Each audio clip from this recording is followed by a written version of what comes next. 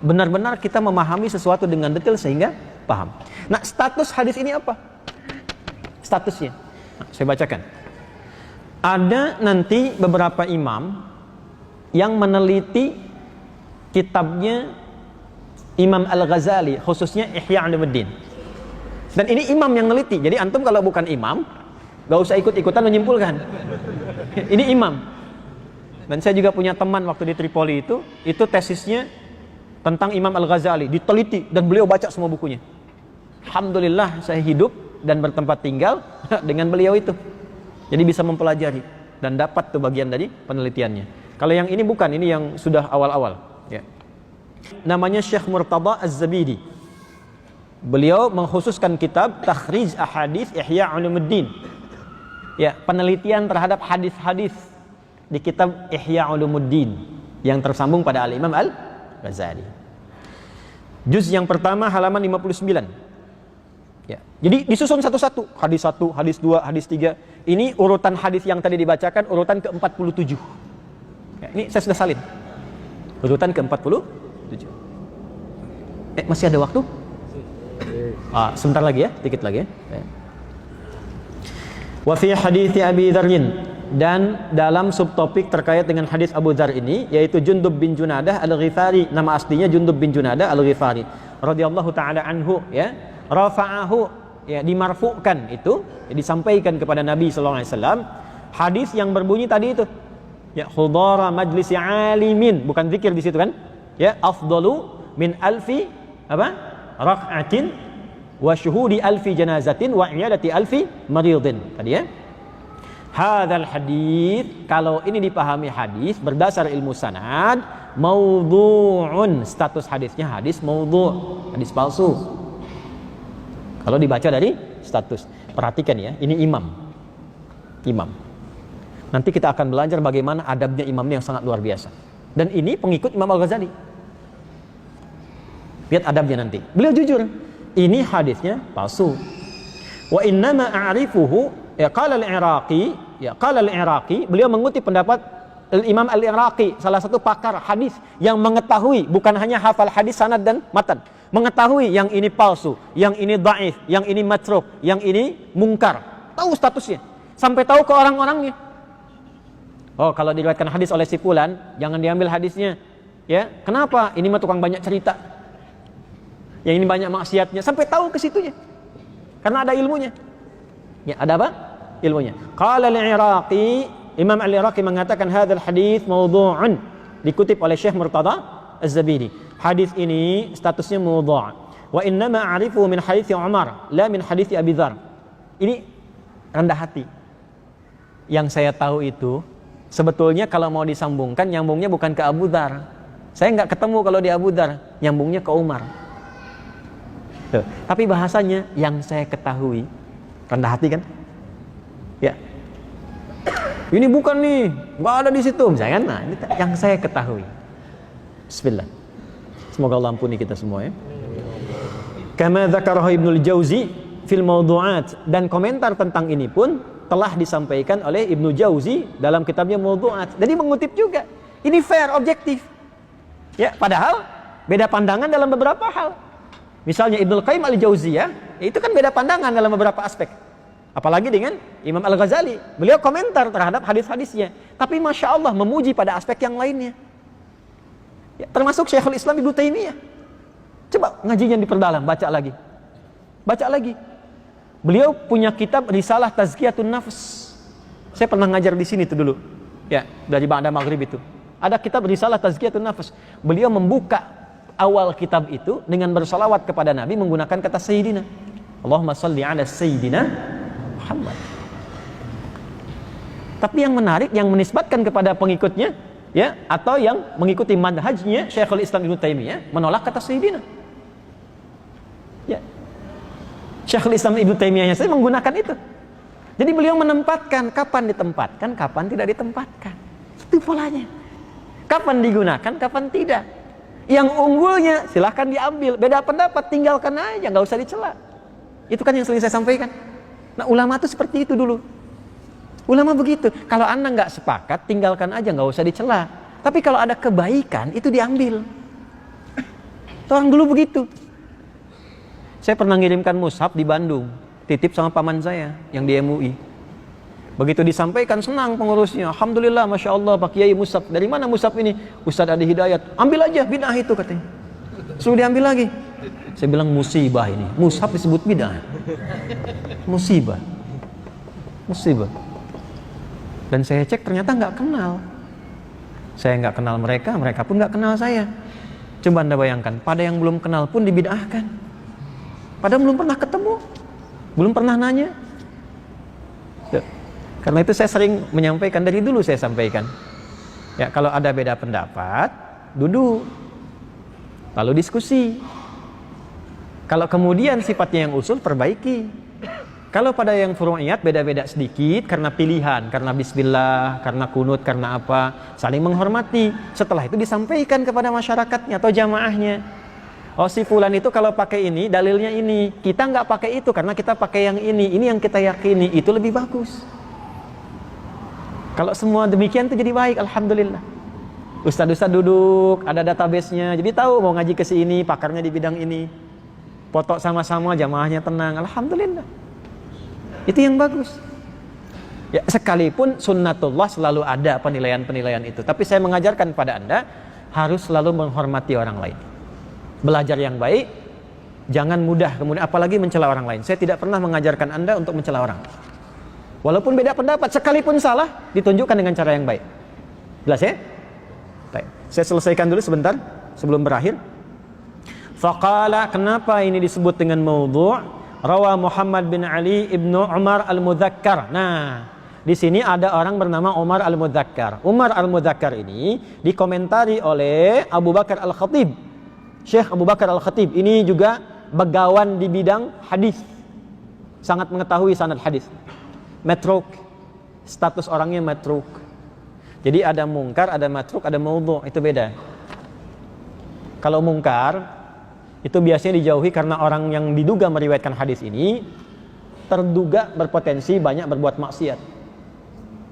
Walaupun mungkin informasinya benar, mungkin, tapi hadisnya nggak diambil supaya tidak menjadi aib kepada Rasulullah. Kok bisa hadis disampaikan oleh pemabuk misalnya? Jelas ya? Supaya nggak jadi fitnah. Saking ketatnya demikian. Maka cari jalan lain yang mendapatkan informasi serupa, dicari dari orang baik yang tidak terjerat oleh sifat-sifat mungkar. Nah, matruk ini biasanya disampaikan hadisnya oleh orang-orang yang awalnya seringkali bercerita dan ceritanya sering ngarang. Sedangkan mengarang cerita itu kan yang dikarang itu kadang nggak benar kan? Ya, bahasa tegasnya itu dusta.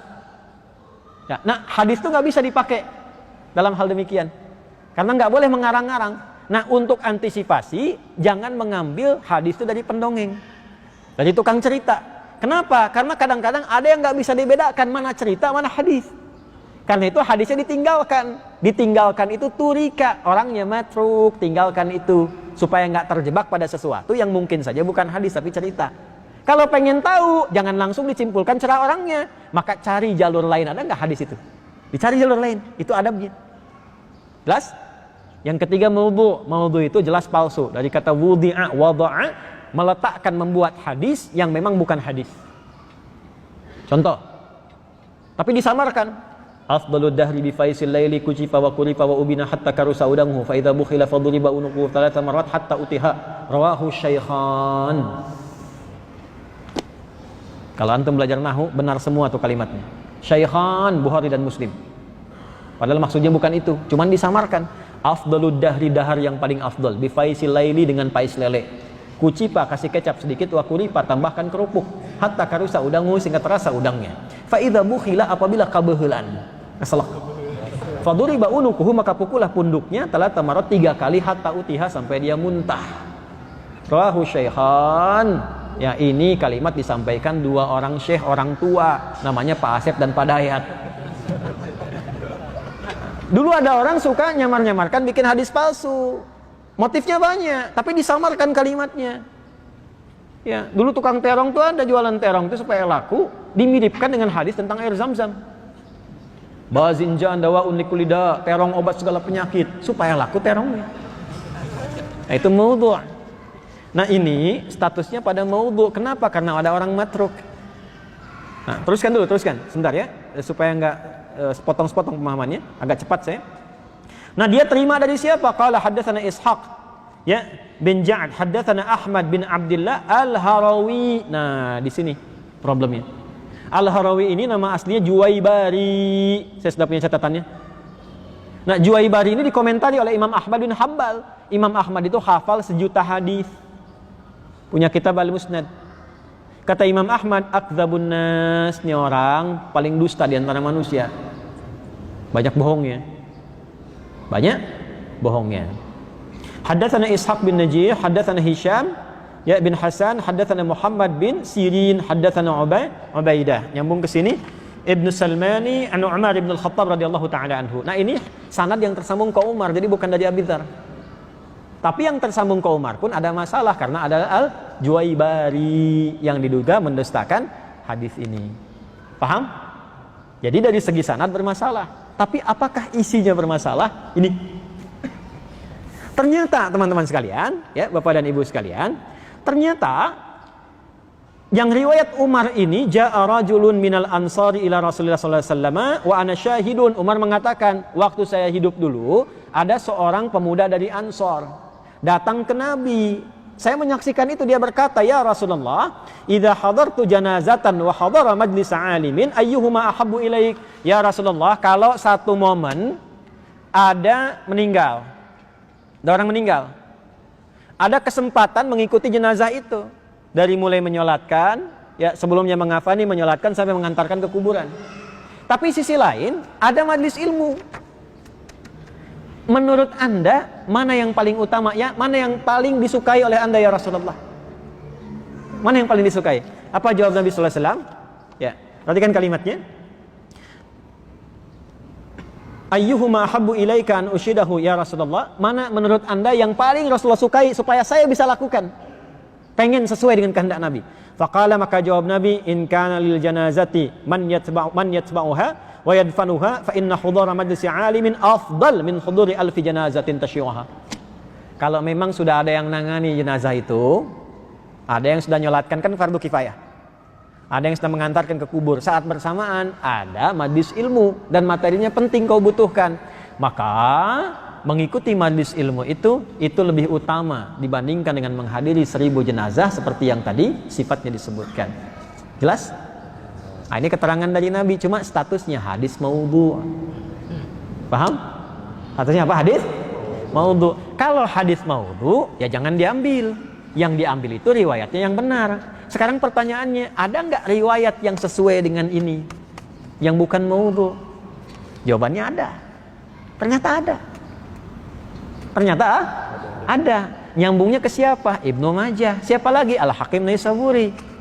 Diturunkan kemudian riwayatnya. Ini saya sudah catat di sini. Kalau ini sudah saya masukkan ke sini di galeri. Nanti insya Allah kita upload ya.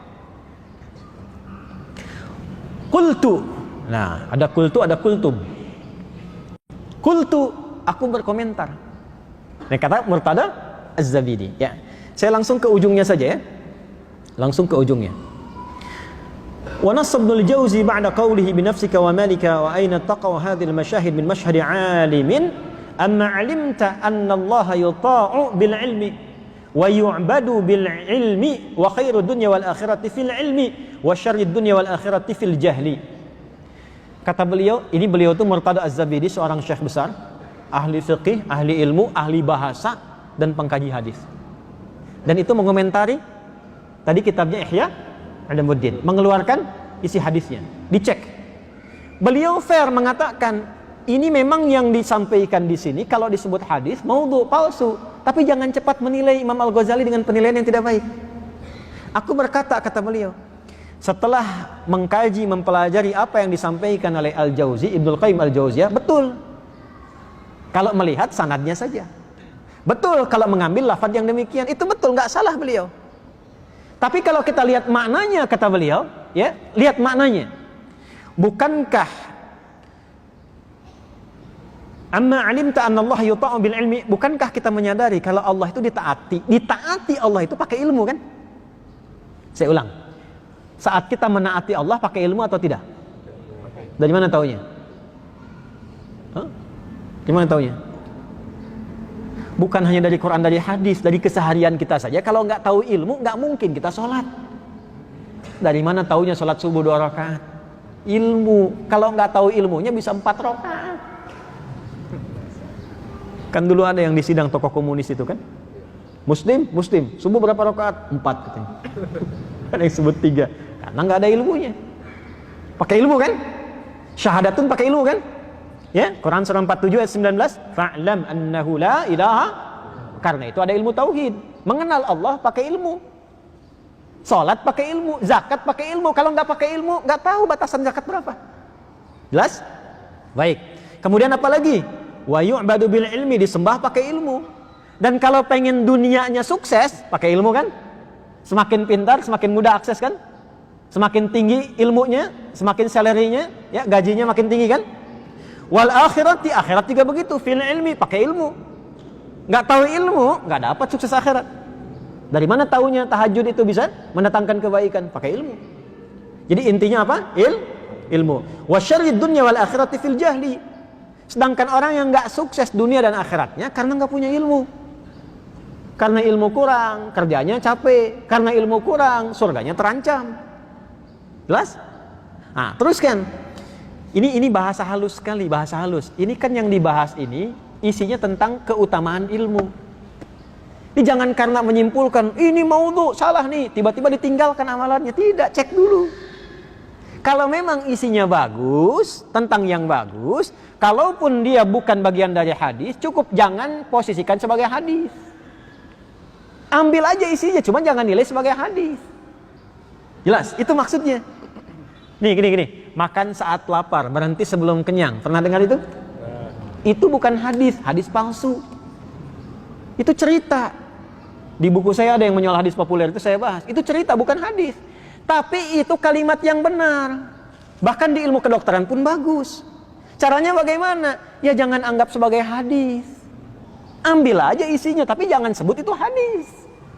Boleh jadi itu kata-kata mutiara, itu nasihat. Saking bagus kalimatnya dikira dari Nabi, gitu. Pernah dengar kalimat ini? Ya, ikhtilafu ummati rahmat, perbedaan umat itu rahmat. Pernah dengar? Itu hadis palsu. Bukan hadis. Hadis palsu. Cuman maknanya dipelajari untuk diamalkan supaya saling toleran, jangan dikit-dikit beda, dari perbedaan itu bermusuhan. Assalamualaikum, beda manhaj. Waalaikumsalam. Jangan begitu. Jelas? Nah, ini maksudnya Syekh Murtado itu. Kan kita sepakat ilmu itu penting. Ini memang bermasalah, tinggalkan itunya, tapi jangan sampai kehilangan esensinya, apalagi mencela penulisnya. Betapa banyak orang-orang sekarang yang ilmunya tuh menurut saya, mohon maaf ya, masih tipis sekali. Kok bisa mencela Imam Al-Ghazali? Imam Al-Ghazali begini. Ngaji belum tuntas, baca kitabnya aja belum. Baca kitabnya aja belum tuntas. Ini imam-imam besar saja sekalipun memberi masukan sangat objektif. Yang ini yang bermasalah, tapi isinya nggak bermasalah. Ya abaikan aja status hadisnya, ambil isinya. Bahkan dasar-dasar di Ibnu Katsir rahimahullah dan yang lainnya itu walaupun ketat menyimpulkan, yang lainnya aman. Yang lain itu apa? Nasihatnya. Yang lain itu apa? Fikihnya, usulnya aman semua. Cuman memang bermasalah di apa? Status sanad hadisnya. Nah sekarang yang terakhir untuk menutup, di bagian akhirnya nih, ada nggak riwayat lain yang senapas dengan ini sehingga yang diambil yang itu? Jelas? Oke, yuk kita teruskan. Saya tutup ya. Kemudian waqad aqarrahu ala kaunihi mawdu'an al-Hafidz Ibnu Hajar fil Lisan. Nah ini fair nih, ya. Walaupun beliau pengikut Imam Al-Ghazali, pengagum tapi fair. Ya. Dan yang telah menetapkan hadis ini maudhu' bukan hanya Ibnu Jauzi dan yang lainnya, tapi termasuk Ibnu Hajar Al-Asqalani dalam kitabnya Fil Lisan. Kemudian waqala hadza min tamati Al-Juwaybari, dan menyampaikan ini kesalahannya dari Al-Juwaybari ini, penyebabnya yang tadi saya sampaikan itu, ya. Yang tadi saya sampaikan. Wa tabi'ahu Al-Hafidz As-Suyuti fil La'ali, dan Imam As-Suyuti pun, As-Suyuti imam besar, kitabnya banyak, di hampir semua bidang ilmu ada kitabnya. Al-Itqan fi Ulumil Quran. Kemudian ada nazamnya Suyuti di ilmu hadis, banyak sekali. Termasuk mencakup kitab ini. Terakhir, ya, yuk kita masukkan. Bismillahirrahmanirrahim. Nah, ini poinnya. Wa akhrajahu Ibnu Majah kama fi Dzailil Suyuti wal Hakim fi tarikhihi. Tadi yang saya sampaikan. Sebetulnya ada riwayat. Yang riwayatnya aman, statusnya nggak sama dengan ini. Siapa yang riwayatkan? Imam Ibnu Majah, termasuk juga ya Imam Al-Hakim Naisaburi dalam kitab tarikhnya. Kama fil Jami' Al-Kabir lahu fi Musnadi Abi Dzar. Ya, wa lafdhihi. Nah, ini yang Abu Dzar ini. Jadi ada yang tertukar. Yang Abu Dzar itu sebenarnya sahih. Ya, yang maudhu itu yang disambungkan ke Umar. Cuman kadang orang tuh iltibas, bingung mana yang Abu Dzar, mana yang Umar. Maka diambillah sanadnya yang dari Juwaybari, dinisbatkan pada Abu Dzar, tapi isinya itu sebetulnya yang Juwaybari yang salah tadi. Yang Abu Dzarnya benar, ini yang kalimatnya. Yang salahnya yang ini. Jelas? Ya, yuk kita bacakan.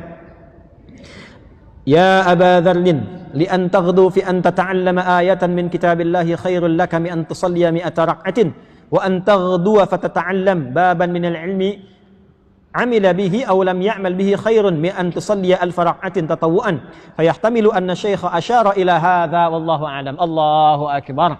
Yang dimaksud itu riwayatnya Abu Dzar. Apa riwayatnya? Disampaikan pada beliau, ya Abu Dzar, kalau engkau berangkat untuk belajar satu ayat saja dari kitab Allah, satu ayat aja ngaji, ada tafsir cuma satu ayat, nun, dibahas tuh nun tuh, wah bahas dan seterusnya, panjang sampai 2 jam misalnya, ya. Kemudian dibandingkan dengan sholat 100 rakaat, itu lebih bagus Anda belajar, yang satu ayat itu bila dibandingkan dengan 100 rakaat. Ini yang dimaksud keutamaannya. Yang dimaksud apa? Keutamaan. Yang sholat ini dimaksudkan sholat sunnah. Sholat apa namanya? Sunnah. Jadi kalau dibandingkan pahala sholat sunnah 100 rakaat, bukan gak boleh sholat sunnah, bukan. Kalau dibandingkan pahala sholat sunnah 100 rakaat dengan dibandingkan belajar satu ayat itu di majlis, itu nilainya lebih tinggi belajar di majlis dibandingkan dengan 100 ayat itu. Sebab kalau Anda sudah paham ayat itu, Anda pakai dalam sholat dengan maknanya, dengan hasil ilmunya, itu nilainya lebih tinggi dari sekedar baca dan sholat 100 rakaat tadi. Nilainya lebih. Nanti saya turunkan hadis lain di hadis Muslim. Anda sholat nih, nggak paham, itu cuma dapat pahala 10. Pahala 10. Tapi sholat dan Anda paham dari hasil belajar, apa yang terjadi? Begitu Anda sholat, malaikat ikut di situ. Doa Anda diaminkan. Begitu istighfar, Rabbi gfirli, malaikat mengatakan, ya Allah, ighfir lahu, ampuni dia. Mohon pada Allah. Dan disanjung oleh Allah sampai selesai dia. Kayak saya sering katakan, kalau saya belum tutup, kalau bisa jangan dulu sholat suruh. Nanti saya kasih waktunya. Supaya apa? Sifat-sifat ini menyertai. Apa hadisnya? Di hadis Muslim. Majtama'a qaumun fi baitin min buyutillahi yatluna kitaballah wa yatadarasunahu fima bainahum illa ghasyyathum rahmah nazalat alaihimus sakinah wa haffathumul malaikah wa dzakarahumullahu fiman indah atau kama qala Rasulullah SAW. Itu hadisnya sahih. Gak ada orang ngaji belajar sampai selesai Anda sholat sampai bubar selesai, kecuali pada saat itu diturunkan oleh Allah ketenangan. Makanya kalau ngaji yang benar hati tenang. Baik. Setelah itu malaikat ikut kumpul. Jika antum sholat, malaikat ikut di situ. Ya. Nanti antum baca, diaminkan. Makanya kan ada hadis, man sholat ta'minuhu ta'minal malaikah. Siapa yang sholat aminnya bersamaan dengan amin malaikat. Tuh. Kapan itu terjadi? Kalau jamaah. Sifat jamaah di mana? Di majlis.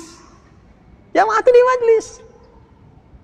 Nah, tapi ada orang yang ikut majlis begini, sholat habis itu. Makanya kalau mau pulang, sholat dulu. Terus doa. Itu diaminkan. Istighfar, dimohonkan ampunan pada Allah. Itu sifatnya. Nah, itu adanya di riwayat sahih, nyambungnya ke Abu Dzar. Sahih yang ini. Ya, kita teruskan lagi.